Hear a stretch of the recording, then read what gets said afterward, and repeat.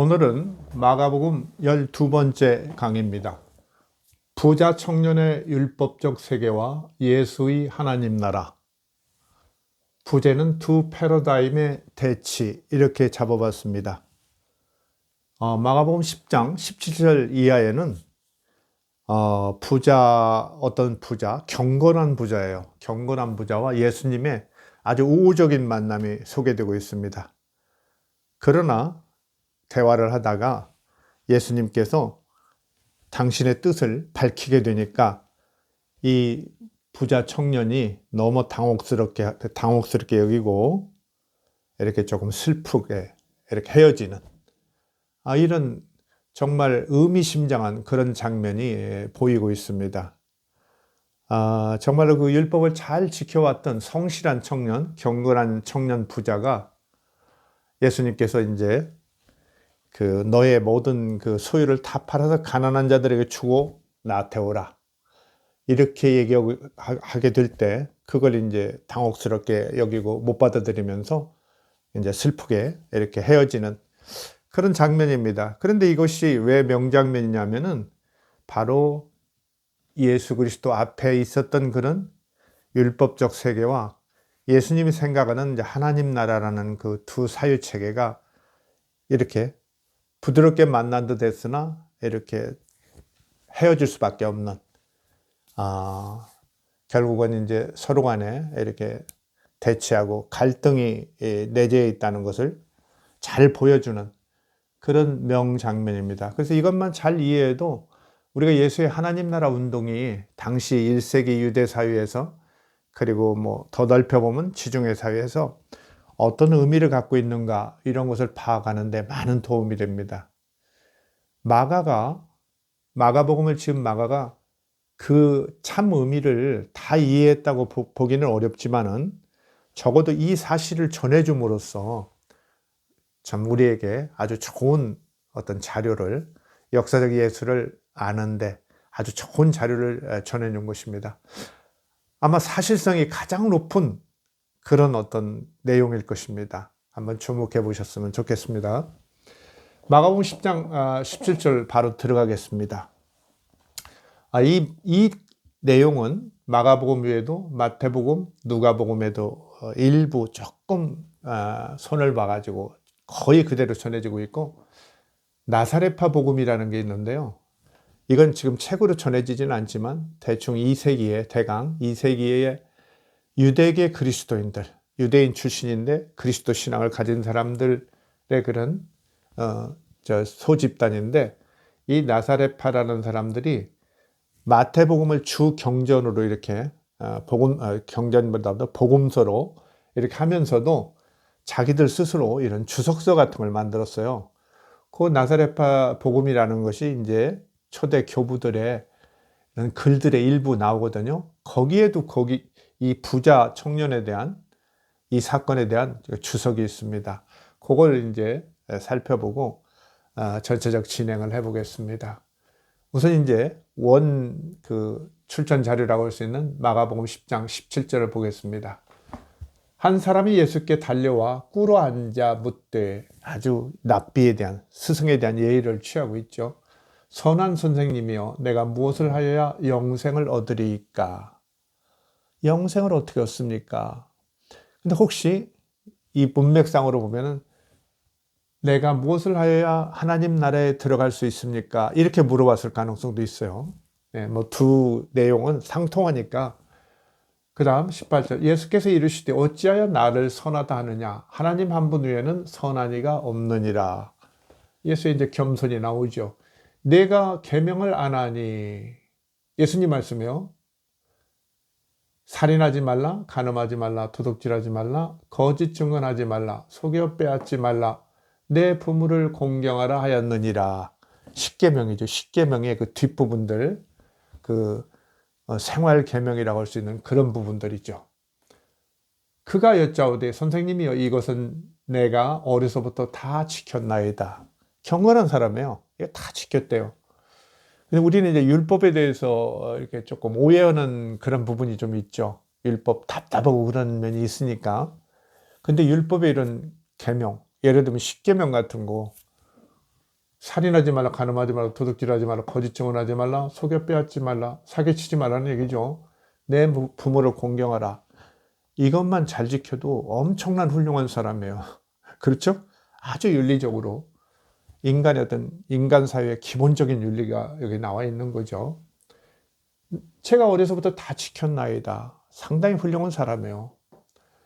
예수께서 그를 보시고 사랑하사 이르시되, 아주 기특하게 봤어요. 사랑하라 이르시되, 여기까지는 아주 좋습니다. 사랑하사 이르시되, 내가 아직도 한 가지 부족한 것이 있으니, 너 참 잘했는데 한 가지 부족하다. 내가 있는 것을 다 팔아 가난한 자들에게 주라. 이거 청천벽력 같죠? 우리는 그냥 남 얘기니까 그런데 예수님이 우리한테 지금 찾아와서 이런 말씀 오시면 참 심각하죠. 드물게 아마 그런 경험 하신 분들이 있을 거예요. 교회 같은 데 다니면서 교회 뭐 건축이랄지 이런 것 때문에 장로님, 집사님, 뭐 몇천만 원을 내주십시오. 뭐 이런다든지 몇 억을 내십시오. 혹시 이렇게 힘든 부탁을 받아와서 당황한 적이 있을 거예요. 그런 생각 안고 갔는데 지금 상황으로 봐서는 내게 있는 것을, 내가 있는 것을 다 팔아. 내가 너의 소유를 다 팔아서 가난한 자들에게 주라. 그리하면 하늘에서 보화가 내게 있으리라. 그리고 와서 나를 따르라 하시니. 대단한 얘기죠. 그렇죠? 재산을 다 팔아서 가난한 자들에게 주라. 그러면 하늘에서 보화가 내게 있으리라. 뭐 이 말은 좀 붙여넣었다가 보이고요. 뒤에 하늘에 보화가 내게 있으리라 이런 건 다 팔아서 가난한 자들에게 주고 나와 하나님 나라 운동에 같이 참여하자. 그게 하나님 나라에 들어오는 것이다. 그렇게 얘기하셨겠죠. 그 사람은 재물이 많은 거로 부자인 거로 이 말씀으로 인하여 슬픈 기색을 띠고 근심하여 가니라. 어때요? 율법 세계와 예수의 하나님 나라가 큰 차이가 없는 듯하지만 이렇게 아주 의욕적으로 찾아온 젊은 부자가 지금 슬픈 기색을 띠고 근심하여 갈 수밖에 없어요. 예수의 하나님 나라 앞에. 같은 듯 매우 다른, 질적으로 다른 그런 사회체계고 그런 세계예요. 종교, 사회적 어떤 패러다임이 그렇게 차이가 있는 거죠. 큰 차이가 있는 겁니다. 그걸 이제 여기 보여주는 거예요. 잘 보여주고 있어요. 예수께서 둘러보시고 제자들에게 이르시되 재물이 있는 자는 하나님의 나라에 들어가기가 심히 어렵도다 하시니, 좀 줄입니다. 낙타가 바늘귀로 나가는 것이 부자가 하나님 나라에 들어가는 것보다 쉬우니라. 낙타가 약돼 있죠, 사막에. 낙타가 바늘귀로 통과하게 하는 것이 가능하겠어요? 그건 불가능하다는 얘기예요. 부자가 하나님 나라에 들어가는 것은 불가능한 일이다. 거의 불가능하다 이런 얘기예요. 하시니 제자들이 매우 놀라. 제자들도 놀랐다는 거예요. 그때까지 그렇게 어떤 그 대상을 두고 직접적으로 생각해 본 적은 없는 거죠. 자기들은 그냥 자기 집에서 뛰쳐나오고 그랬지만은 제자들이 매우 놀라 서로 말하되 그런즉 누가 구원을 얻을 수 있는가 하니, 예수께서 이르시되 사람으로는 할 수 없으되 하나님으로서는 다 하실 수 있느니라. 참 다행이죠.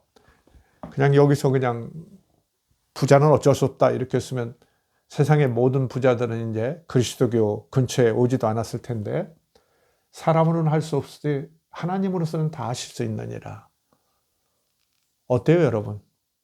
큰 재물이 있는데 갑자기 이런 예수님의 말씀, 목사님의 말씀, 신부님의 말씀을 들었다고 생각하면 당황하죠. 당황해야 합니다, 요새는.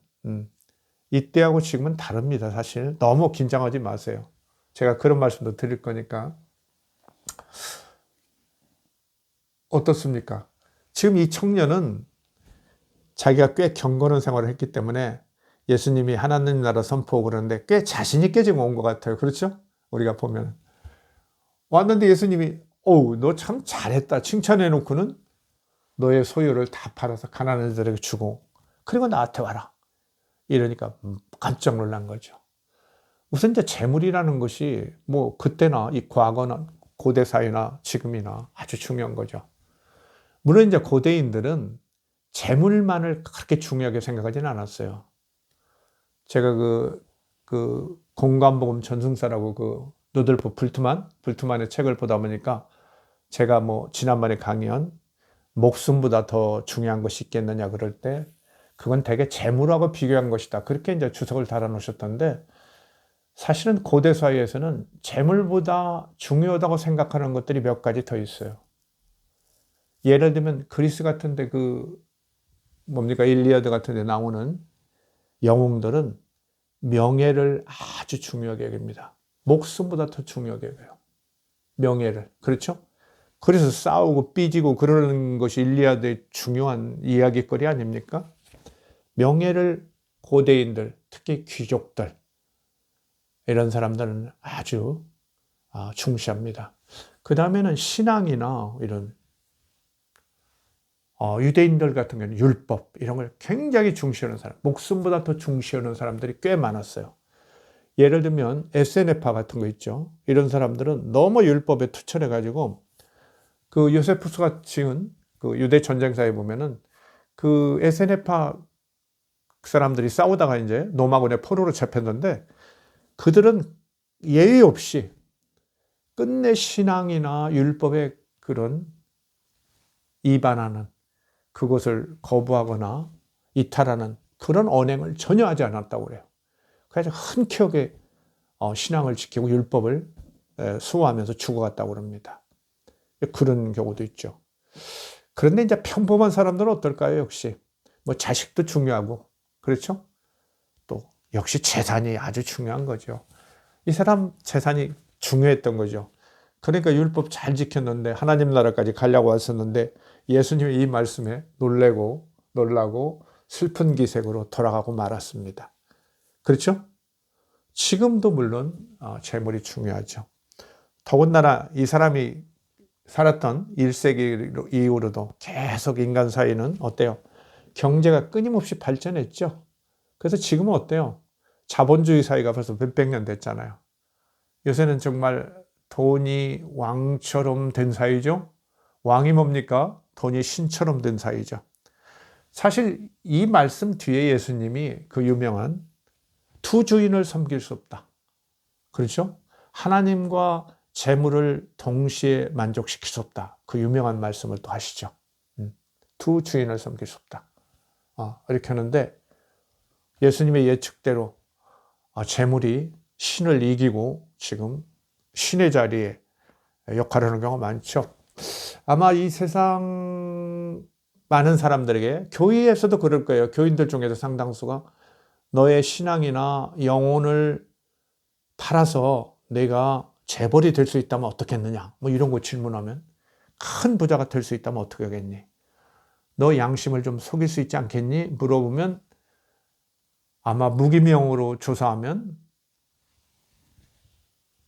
예라고 대답하는 사람 아주 많을 것 같아요. 그렇죠? 좀 슬프겠지만 그게 현실입니다. 지금 현실이에요. 이 사람은 그 정도는 아니지만 역시 상당한 충격을 받고 돌아갔어요. 근데 우리가 조금 여기서 조금 더 좀 깊이 생각해 볼 것이 있는데 이 사람이 뭐 재물에 대한 미련이 있어서 뭐 그랬다 이런 차원에서 끝날 일이 아니라 사실은 율법 체계라는 것이 여러분 다시 한번 생각해 보세요. 우리가 신명기 같은 데 보면 어때요? 여호와 야훼 하나님이 그죠? 율법을 반포하면서 모세를 통해서 반포하면서 어떻습니까? 여기에 복과 저주가 있다. 그렇죠? 율법에 순종하면 복이요. 그렇죠? 율법에 불순종하면 저주가 내린다. 그래서 율법을 잘 지킨 사람은 어떻게 돼요? 순종하면 나가도 복을 받고 들어와도 복을 받고 그렇죠? 밭에 곡식들이 매년 풍년 들고 막 이리 나오죠. 그렇죠? 나라가 평화롭고 자식들이 잘 되고 막 나옵니다. 만약에 순종하지 않으면 불순종하면 나라를 빼앗겨서 포로로 잡혀갈 것이고 농사를 춥게 지면 적군이 와서 다 가져갈 것이고 그러죠? 병충해가 들고 너희들은 병 들고 자식들도 잘 안 되고 막 이리 나오죠. 바로 율법 체계라는 것은 율법을 잘 지키면 하나님의 복을 받아서 이 땅에서 잘 사는 거예요. 그래서 부자가 되는 것은 구약 시대에는 나쁜 일이 아니었어요. 나쁘게 부자가 되는 것은 물론 나쁜 일이지만 일반적으로 부자는 하나님의 큰 축복이에요. 그 아브라함, 이삭, 야곱 다 부자죠. 구약시대 최대의 의인이라고 또 나오는 욥 아주 부자예요.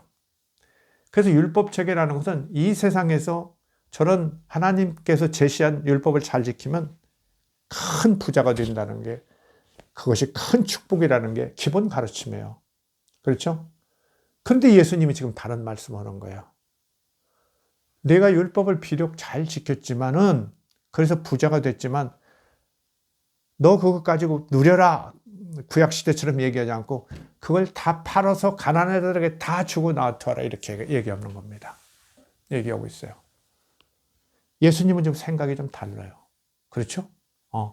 뭔가 구약시대의 이런 그런 구약적인 어떤 사유체계, 율법체계로 이제 우리가 말할 수 있겠죠. 율법체계에 대해서 이제는 문제가 있다는 것을 분명히 이 사건에서 제시하고 계시는 거예요. 그러니까 바울이 그렇게 그것을 어느 정도 알아차리고 열심히 그거 말하고 그러다가 유대계 그리스도인들한테 엄청난 핍박을 받았죠. 사실은 그 시작은 예수님이 사실은 이렇게 은근하게 보여줬던 거예요. 사실은 부드럽죠. 막 강압적으로 막 싸우는 건 아니지만 부드럽지만 명확하게 보여주셨어요. 그걸 마가가 잘 전했어요. 아주 다행스럽게. 그러면 이제 한번 보세요. 이것이 구약 시대의 그런 율법 체계와 예수의 하나님 나라는 새로운 어떤 종교, 어떤 사상적 사유 체계의 충돌이라는 것이 진짜 그렇게 볼 수 있는 건지 마태복음이나 이제 다른 복음을 한번 보면 또 알 수 있어요. 마태복음 한 10여 년 후에 이제 그 마가복음보다 한 10여 년 후에 이제 나왔는데, 유대계 그리스도인들이에요. 이 마태복음을 지은 사람들은 유대계 그리스도인들. 근데 이 사람들이 이 기사를 옮겼어요. 거의 그대로 옮겨요. 그런데 아까 그랬죠. 제가 그 계명 얘기했죠. 살인하지 말라, 간음하지 말라, 도둑질하지 말라, 거짓 증언하지 말라, 속여 뺏지 말라, 내 보물을 공경하라 하고는 하나를 이 사람들이 추가를 넣었어요. 그건 뭐냐면 내 이웃을 내 자신과 같이 사랑하라 하신 것이니라, 이렇게 하나를 보충했어요. 이것은 십계명에는 안 되는데 레위기 19장 18절에 나와요. 원수를 갚지 말며, 아주 멋진 얘기죠. 원수를 갚지 말며 내 이웃을 내 자신과 같이 사랑하라, 이렇게 나와요. 이렇게 나옵니다. 그걸 여기다 딱 넣어놨어요. 그러면서 그 청년이 이르되 이 모든 것을 내가 지켰사온데 아직도 무엇이 부족하나이까, 이렇게 질문을 하게 하고, 질문이 조금 좀 적극적이죠. 연문을 한 거예요. 뭐 다른 정보는 없었어요. 그냥 앉아서 한 거죠. 책상에서. 예수께서 이르시되 내가 온전하고자 할진대 가서 내 소유를 팔아 가난한 자들에게 주라. 근데 여기는 사본의 어떤 그 전승 과정에서의 어떤 차이가 있는지 모르지만 중요한 것은 내 소유를 다 팔아라고는 안 해요. 위에는 다 팔으라고 그랬어요. 전부를 팔으라고, 예수님은. 마가복음에는. 근데 마태복음에는 손을 대면서 어쩌면 다를 뺐을 가능성도 높아요. 이 사람들이 사유체계에서는 그렇단 말이죠. 가난한 자에게 주라. 그리하고 하면 하늘의 보화가 내게 있으리라. 그리고 와서 나를 따르라 하시니, 이렇게 얘기했어요.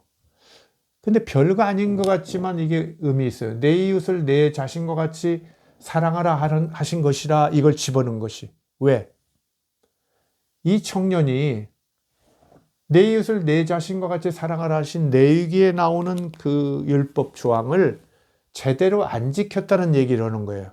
그러니까 마태복음은요, 유다계 그리스도인들이 있는데 율법의 그 유효성을 끝까지 지지하는 사람들이에요. 그죠? 그래서 뭐라고 그래요? 예수님은 율법을 폐하러 온 것이 아니라 완성시키러 왔다. 그러니까 섣불리 그 계명에 작은 거라도 이렇게 안 지키고 이렇게 하는 사람들은 하늘에서 그 상이 작을 것이다, 이렇게 얘기하고 있죠. 그 제대로 지키라고 그래요. 이 사람들이 얘기해요. 그래서 율법과 예수님을 같이 지키고 신앙해야 하는 그런 그 야고보 같은 사람, 그렇죠? 그런 사람들의 신앙을 지금 유지하고 있는 거예요. 그래서 이 사람들이 이걸 아주 의도적으로 둔 거예요. 내 이웃을 내 자신과 같이 사랑하라. 그런데 이 청년이 지키기는 지켰는데 부족했다는 거예요. 이 부족이라는 말도 딱이죠. 부족하니까 이렇게.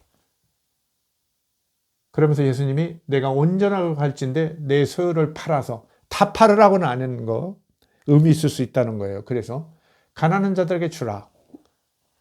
다 팔으면 어떻게 돼요? 거지 될 수도 있는 거죠.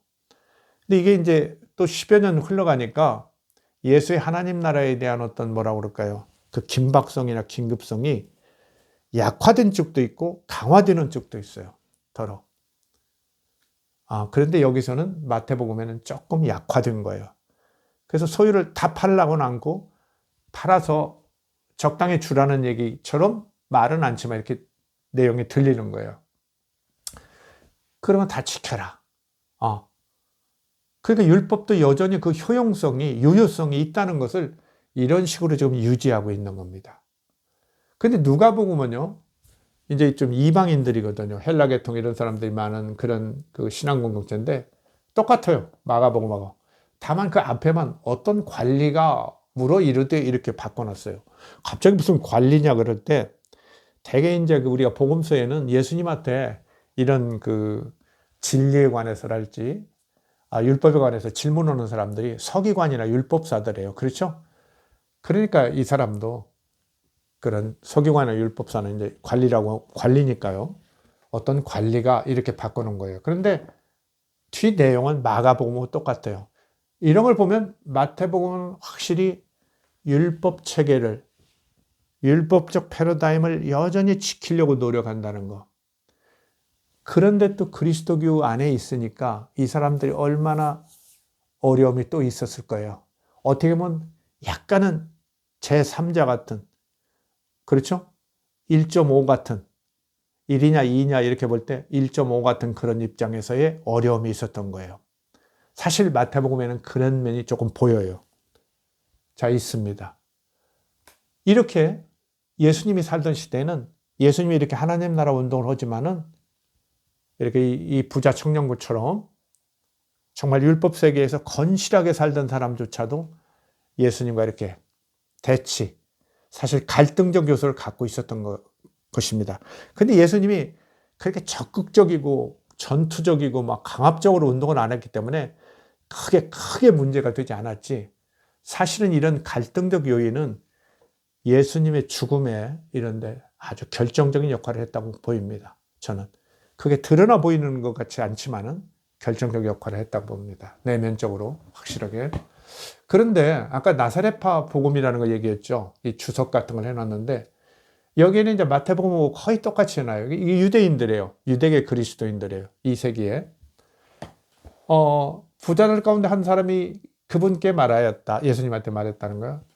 그러니까 예수님께 이제 물어보니까 어떻게 영생 얻습니까? 그러니까 율법과 예언서를 실천하여라. 대답을 이렇게 했을까요? 예수님이?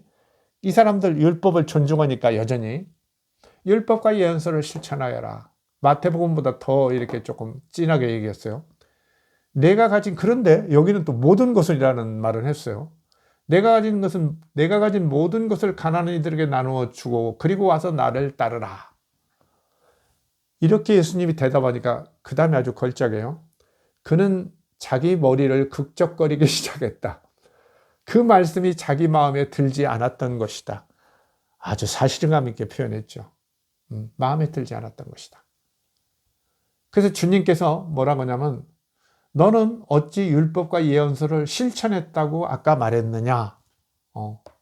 이게 예수님이 율법과 예언서를 실천해라 그러니까 예, 저 그거 다 실천했습니다. 그렇게 대답을 했거든요. 제가 줄인데 너는 어찌 율법과 예언서를 실천했습니다고 말했느냐. 율법에 내 이웃을 내 자신처럼 사랑하라고 쓰여 있지 않느냐. 내게 19장 18절을 또 가져와요. 그런데 보세요. 아브라함의 자손인 수많은 내 형제들이 배고픔에 죽어가는데 이건 지금 그리스도인 일반을 얘기하는 게 아니에요. 사실. 그죠? 이 사람이 그리스도인은 아닐 가능성이 높아요. 그렇죠? 여전히 유대교 신앙을 갖고 있는 건데 그렇죠. 예수님의 그 하나님 나라 초대에 응하지 않았으니까. 아브라함의 자손인 수많은 내 형제들은 유대인이라는 얘기죠.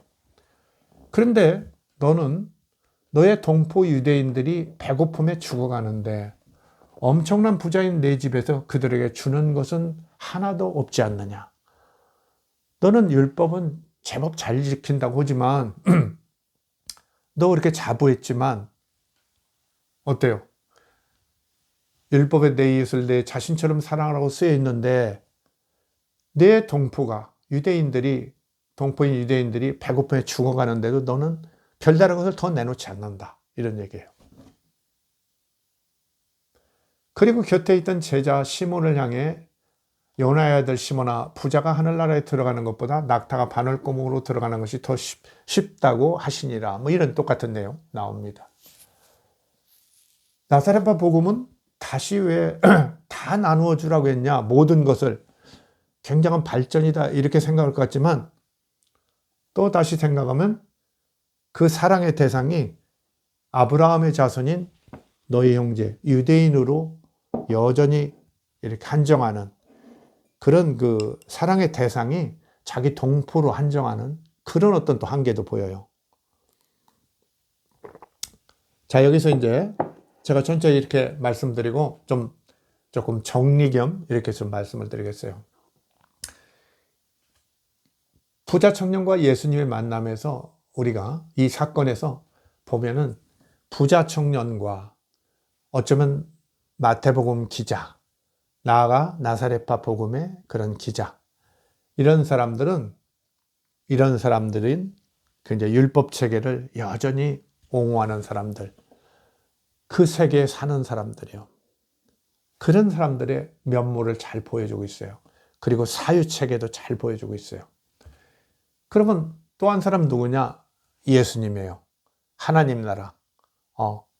정말 율법에 의해서 축복이라고 생각하고 그래서 부자가 돼서 마음껏 즐기고 이렇게 하라고 한 구약 성경의 율법 체계에서 잘 사는 사람에게 지금 거의 할 수 없는 요구를 함으로써 그 사람을 슬프게 만들고 좌절시키는 예수.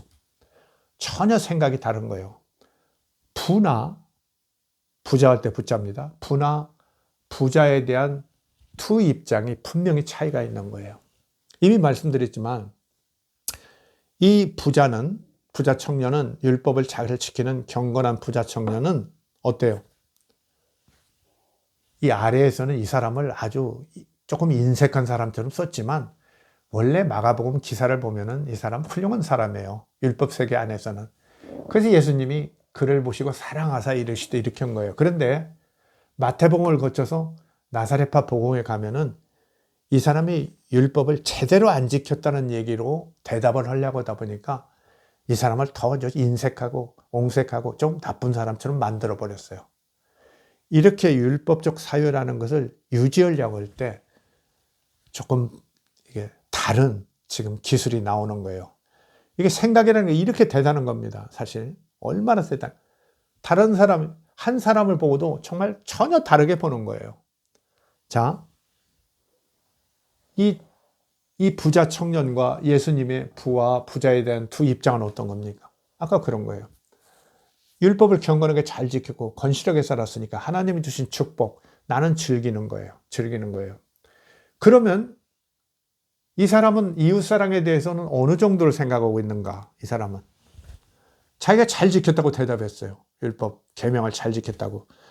그런데 여기서는 이제 이웃사랑, 내 몸과 같이 사랑하라고 했는데 잘했느냐 그러는데 사실 레위기 19장 18절 레위기에 보면은 그 19장 근처를 이렇게 보면은 이웃사랑에 대해서 여러 얘기들이 나와요.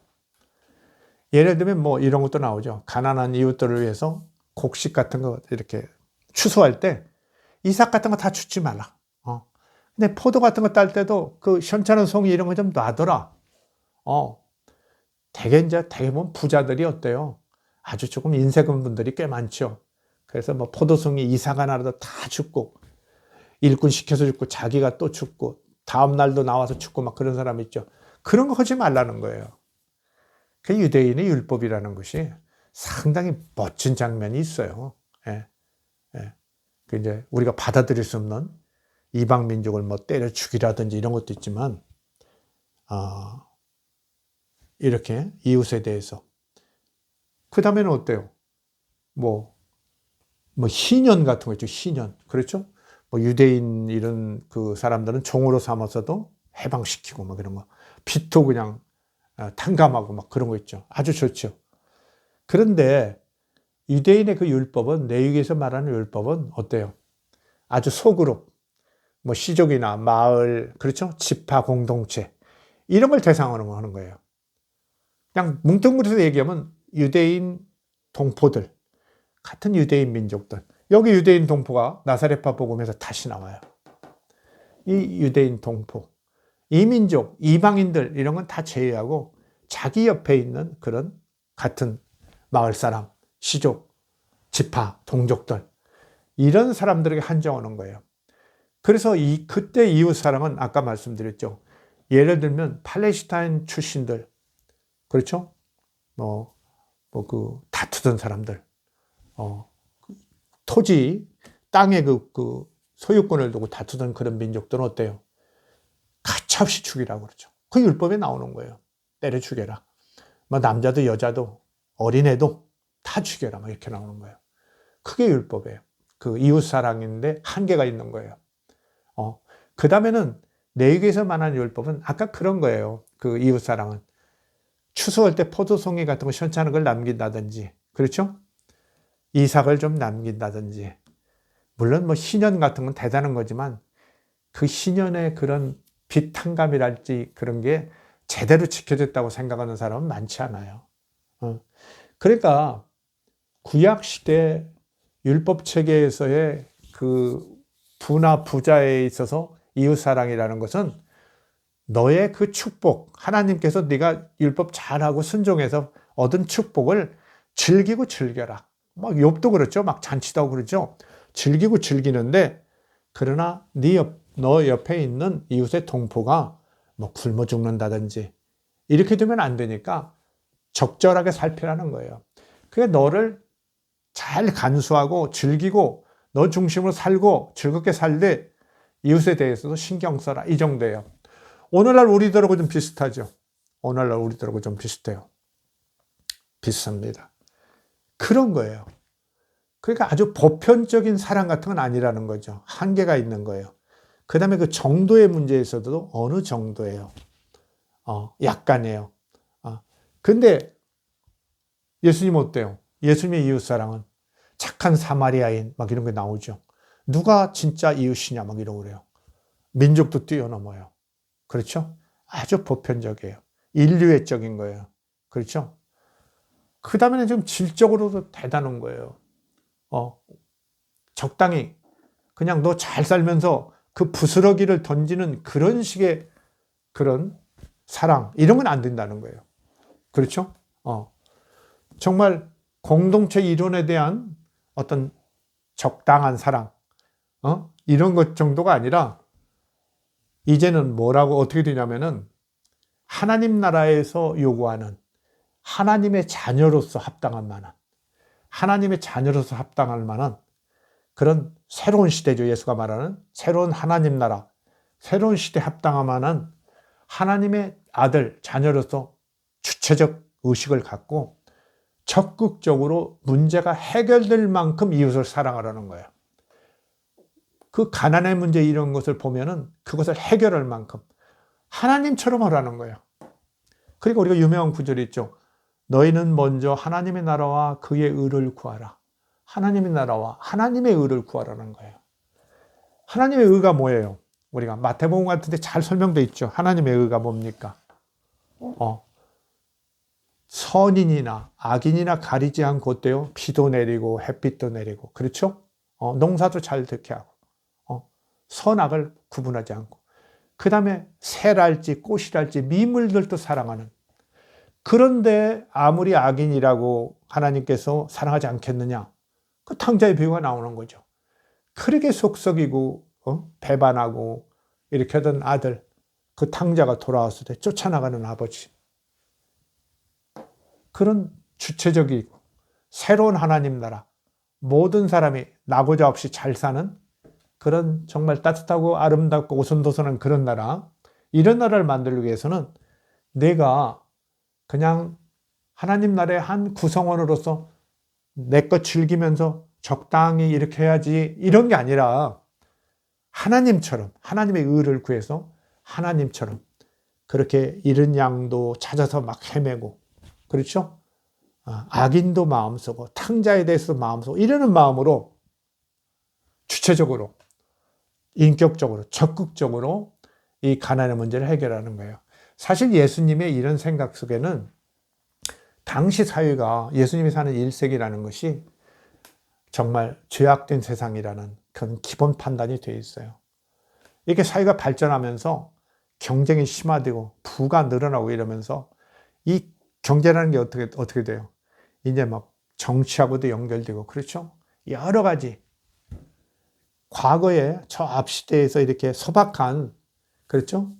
중소 이런 그 농민들 위주의 그런 소박한 삶, 경쟁이 별로 심하지 않던 공동체적 삶이 유지되는 그런 소박한 삶이 아니라 정말 가족도 몰라보고 그렇죠? 이웃도 그냥 모르고 동포도 모르고 막 이렇게 그냥 돈이면 모든 것이 다 되는 정말 돈을 신으로 삼는 사람들이 많아진 사회. 뭐 희년이랄지 이런 건 이미 아무 의미도 없는 그런 사회. 이런 사회에서 예수님은 그 시대 자체를 악하게 보고 있는 거예요, 사실. 죄악된 세상. 예수님만 보는 게 아니죠. 대부분의 유대의 지식인들, 좀 깨우친 지식인들은 그렇게 보고 있었던 겁니다. 그러면서 이렇게 당시에 부라는 것 자체에 대해서 예수님은 그렇게 긍정적으로는 보지 않습니다. 그러니까 악한 부자라는 얘기, 이런 인색한 부자라는 것이 이제 복음서에 가끔 나오죠. 가끔 나옵니다. 물론 이제 뭐 삭개오 같은 사람도 있지만 이렇게 뭐 지옥에 가 있는 부자 얘기가 이렇게 나오는데 당시 전반적인 팔레스타인의 그런 지중해 세계의 부자라는 것이 그렇게 정말 순전한 하나님의 축복에 의해서 자연스럽게 자기의 성실함만으로 이루어진 부자라는 것보다는 그 큰 부자들, 사위를 어떤 유대를 무너뜨리고 좌지우지하는 그런 부자들은 대부분 정치와 야합하고 동포나 이웃의 그것을 합법, 비합법적으로 빼앗는 그런 사람들이 부자였거든요. 그래서 그 부에 대해서 예수님이 이렇게 긍정적으로만 보지는 않습니다. 뭐 여러분 중에도 이제 부자가 있으실 텐데 나쁜 짓을 부자 됐으면은 가슴에 찔려야죠. 그냥 부라는 것이 그렇게 약간 질적으로 사람을 조금 곤란하게 만듭니다. 타락하게 만들고 너무 질책한 건 없지만은 조심해야죠.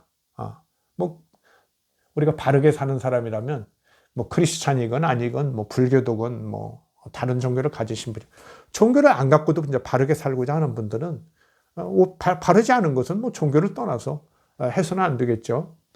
그러나 이제 그 부라는 것이 그런 속성은 좀 있다는 거. 그것 때문에 너무 또 괴로워지는 마시고 그런 걸 이제 안 하면 되겠죠. 그리고 선한 일로 돌리면 되겠고. 어쨌든 예수님의 부에 대한 그 관점은 당시 사회가 그렇기 때문에 그렇게 긍정적이지만은 않았죠. 그래서 그것은 청산의 필요성까지 있었던 거죠.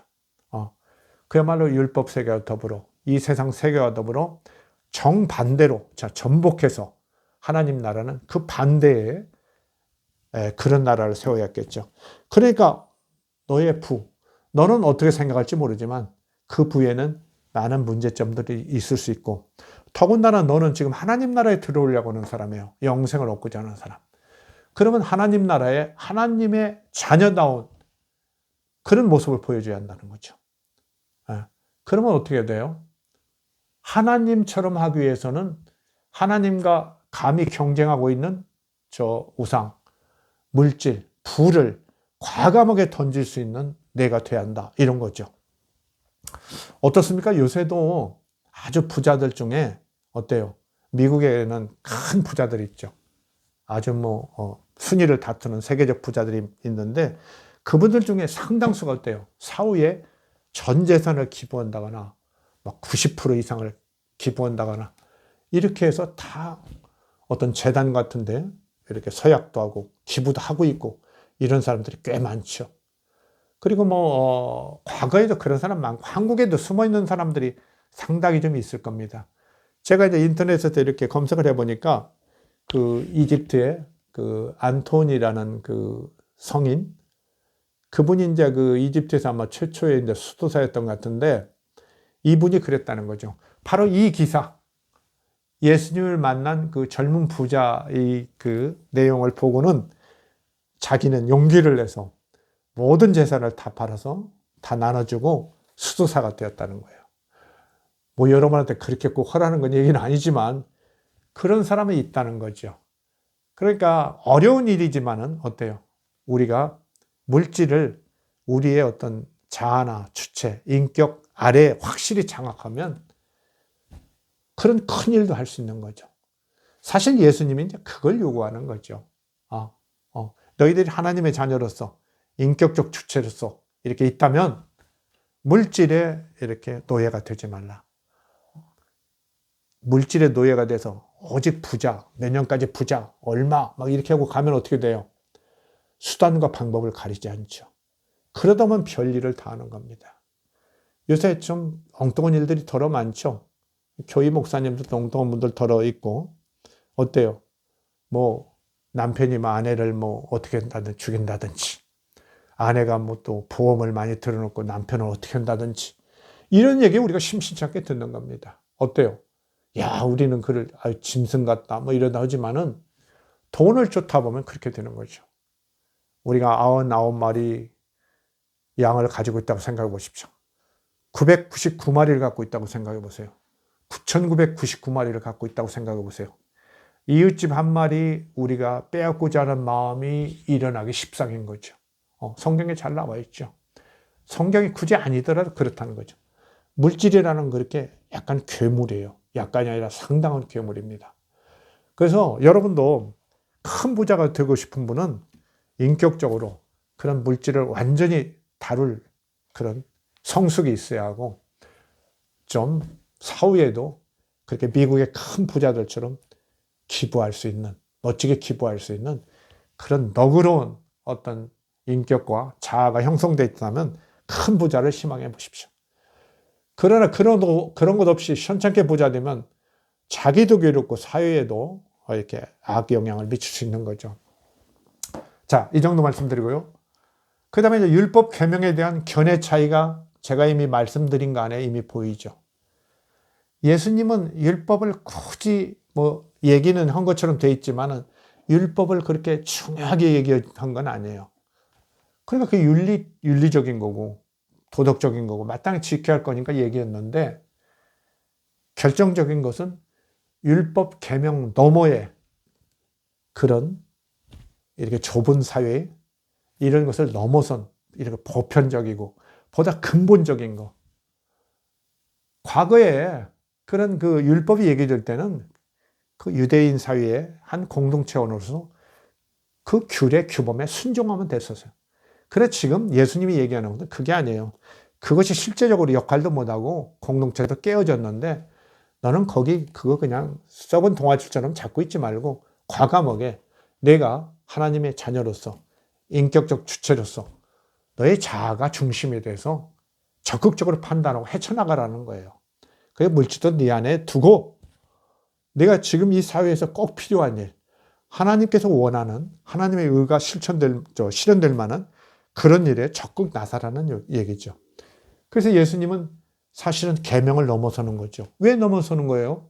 율법을 잘 지켜서 부자 되면 그거 축복이고 즐기면 되는데, 예수님은 분명히 너의 그 소유를 다 팔아서 다 내놓으라는 거예요. 한 차원 높은 새로운 어떤 결단을 요구하는 거죠. 이걸 요구하는. 그런데 보세요. 이 부자는 슬피 갔죠. 슬피 갔고, 마태복음도 어쨌든 율법으로 얘기해 보려고 레위기 19장 18절을 끌어들이면서 얘기하는 거예요. 그러나 레위기 19장 18절이 처음에 설정될 때하고 지금 마태복음이 쓰여진 1세기 후반하고는 분명히 다른 사회예요. 다른 조건의 사회예요. 그런데 그걸 느끼지 못하는 거죠. 물론 역사학을 공부하는 분들은 아니고 그러니까 못 느꼈겠지만 그런 통찰력은 없는 거죠. 예수님도 역사학을 따로 공부한 건 아니지만 사실은 그런 통찰력이 있었던 거예요.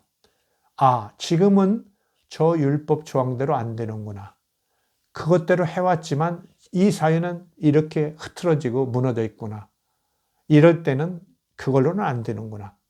거의 전복적인, 혁명적인 이런 방법으로 나가야겠구나. 그런 통찰력을 가졌던 거죠. 근데 마태복음 기자는 그건 갖지 못했어요. 나사렛파 복음 기자도 그럴듯한 것 같지만 결국은 유대인 안에 또 가두고 있어요. 여전히. 이렇게 가두고 있어요. 주석이지만은 가두고 있어요. 어떻습니까? 율법에 미련을 두고 있죠. 사실 마태복음, 이런 나사렛파 복음, 이런 유대계 그리스도인들이 이 세계에 가면은 상당수는 이제 그 전통적인 사도계열 교회에 여전히 남아있기도 하지만은 상당수는 이렇게 율법을 잡고 율법도 지켜야 한다고 외치면서 주로 이제 이방인들, 헬라인들이 주도하는 2세기 이후의 그리스도교에서 자꾸 이단화해요. 그래서 나중에는 완전히 이단으로 가는 그런 교파들, 이런 교파들이 몇몇이 나타나죠. 몇몇이 나타납니다. 이런 걸 보면은 바로 율법과 계명에 대한 견해 차이가 이미 이 마가복음 17장 이하의 부자와 예수님의 만남 안에 이미 잘 보이고 있다 이겁니다. 그래서 이제 제가 말씀드린 거 이제 생각하면 바로 이 마가복음 이 기사가 바로 마가 자체가 그렇게 그것이 무슨 두 세계가 이렇게 지금 맞서고 이렇게 겨루고 이렇다는 것을 분석적으로 파악한 건 아니지만은 아주 이렇게 그것을 잘 담고 있는 이야기를 잘 전해줌으로써 우리에게 당시 사회의 실상을 잘 전해주는 그런 귀한 역할을 했죠. 그래서 이제 우리가 늘 이제 특히 이제 바울 얘기하면서 그렇죠?